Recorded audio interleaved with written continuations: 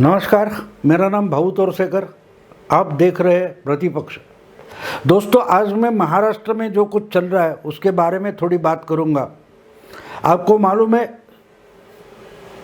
मोदी सरकार के एक मंत्री नारायण राणे को अरेस्ट हुई थी। उसका सब जो नाटक चला वो आपने देखा होगा, सुना होगा।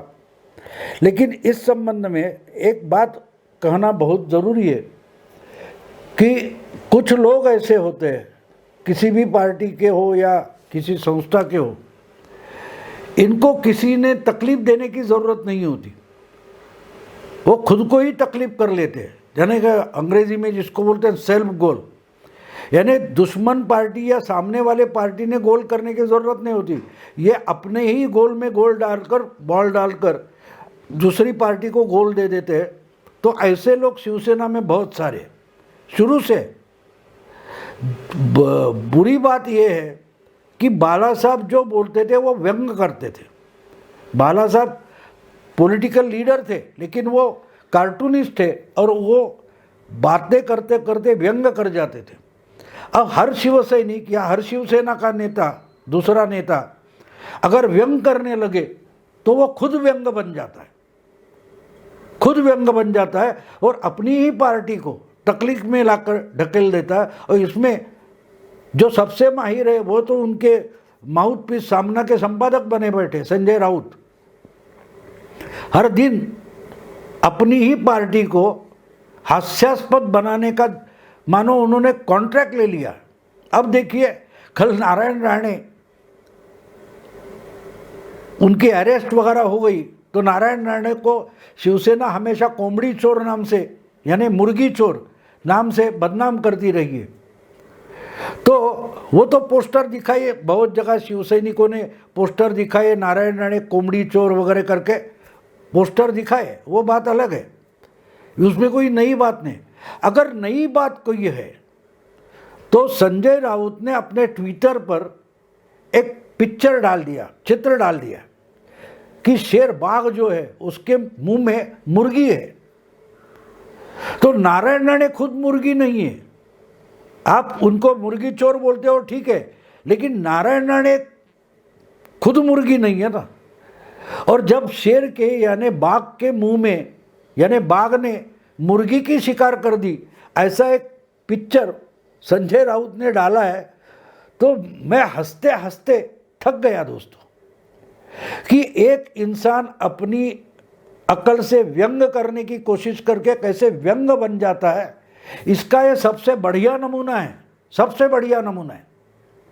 पहली बात ये है कि आपने कभी बाघ या शेर जो है वो मुर्गी की शिकार करते हुए देखा है? मुर्गी की शिकार जो है वो कुत्ता करता है, या कोई जो चीता वगैरह होता है वो करता है, लोमड़ी करती है। लोमड़ी गांव में घुसती है रात के या कोई समय में, और कोई नहीं दिखाकर मुर्गी को उठाकर भाग जाता है, उसको लोमड़ी बोलते हैं। बाघ ने, शेर ने कहीं भी मुर्गी की शिकार की, ऐसा हमने कहीं देखा है, कहीं सुना है? कोई भी छोटी स्टोरी हो, कहानी हो, कहीं भी एक था बाघ, वो गांव में घुसकर मुर्गी की शिकार करता था, ये हमने सुना है कभी? हाँ, भेड़ बकरी की शिकार की, गाय बैल की, भैंस की शिकार की बाघ ने या शेर ने, ये हम तो सुनते आए। लेकिन इन्होंने खुद को बाघ माना है और मुर्गी की शिकार करने निकले। इससे हास्यास्पद क्या हो सकता है? ये जो पिक्चर डाला है संजय राउत ने अपने ट्विटर पर, उसका आशय क्या है? उससे क्या अर्थ क्या निकलता है? उसका मीनिंग क्या होता है? उसका मायने क्या होता है? कि बाघ के, शेर के इतने बुरे दिन आ गए को जंगल छोड़कर गांव पे मुर्गी की शिकार करने आ गया। इतना भूखेला हो गया शिकारी, इतना भूखा नंगा हो गया कि भाई जंगल में कुछ बचा नहीं, तो गांव में मुर्गियां उठाने पहुंच गया बाघ, शेर। ये क्या मजाक है? ये खुद का मजाक हो गया।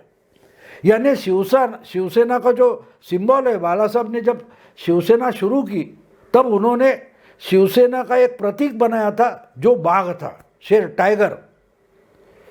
हर शिव सैनिक टाइगर जैसा होना चाहिए। और टाइगर कभी घास नहीं खाता और मुर्गी नहीं खाता।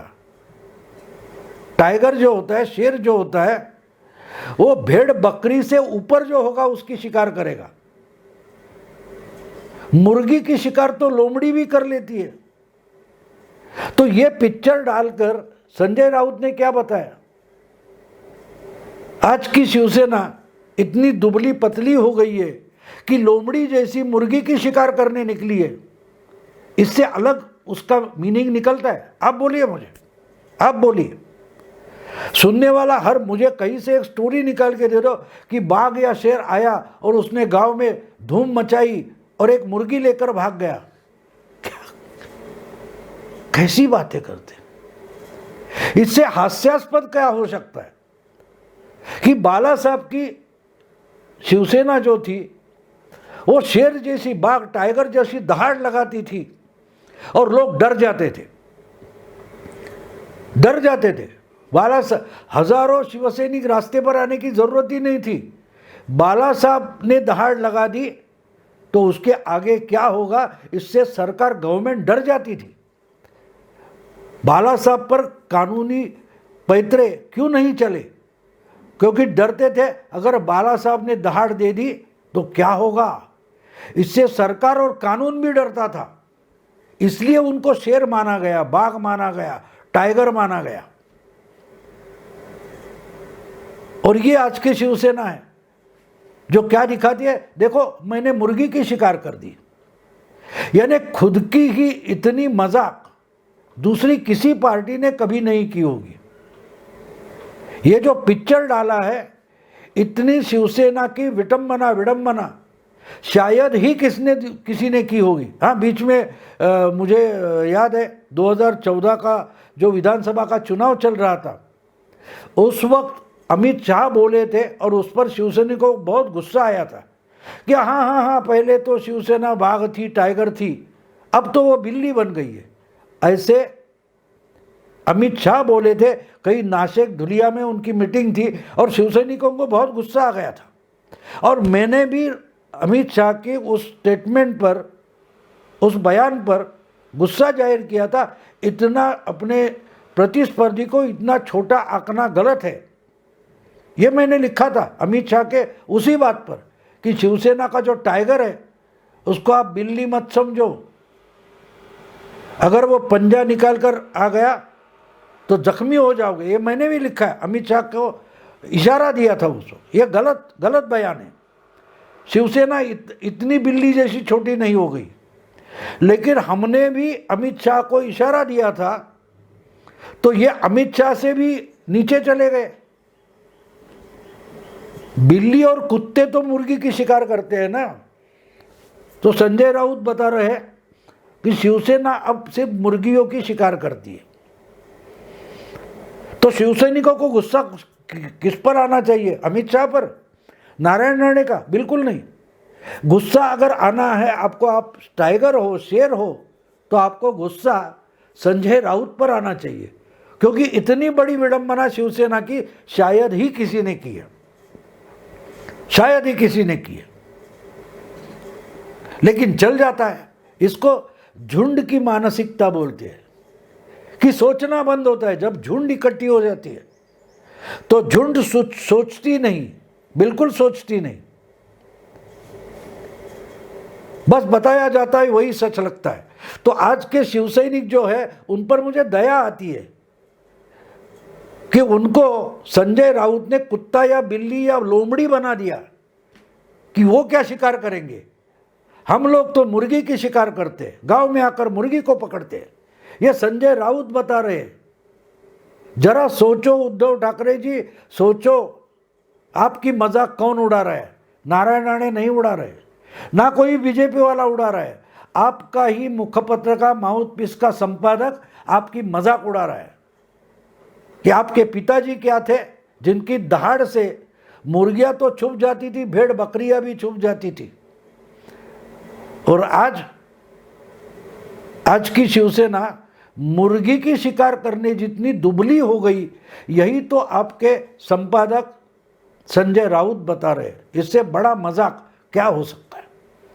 और बीजेपी वाले, जो कोई होशियार सयाना होगा वो तो मनोमन बोलता होगा कि भैया संजय राउत बोलते रहो, बकते रहो। और इन्होंने आज बताया संजय राउत ने कि आपको केंद्रीय मंत्री बना है तो बकवास करने के लिए नहीं है। इसका मतलब क्या होता है? अरे बकवास करनी है तो संपादक बनो, ऐसा संजय राउत बोल रहे हैं। नारायण राणे को संजय राउत जो बोल रहे हैं कि आपको केंद्रीय मंत्री बनाया है तो बकवास करने के लिए नहीं। इसका मतलब बकवास कौन करेगा? जो संपादक होगा वो। आप तो रोज उठकर क्या बकते हो?